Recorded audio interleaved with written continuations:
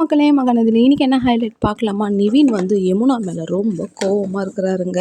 அந்த இடத்துல யமுனா வந்து டிஃபன் செஞ்சு வச்சுட்டு வாங்க சாப்பிட்லான்னும் போது எனக்கு ஒன்றும் வேணான்னும் போது, ஏன் நீங்கள் எப்போவுமே இந்த மாதிரி ஆப்போசிட்டாகவே பண்ணுறீங்கன்னும் போது, உன்னை கல்யாணம் பண்ணியிருக்கிறேன் பாரு, நான் தான் இங்கே பைத்தியம் பிடிச்சி எனக்கு ஏதோ ஆகிடுமான்ட்டு எனக்கே பயமாக இருக்குது. ஒரு இடத்துலையும் ஒரு புரிதல் இல்லை. எதை கேட்டாலும் கிராஸ் கொஸ்டினான கேள்வியாக கேட்குறேன்.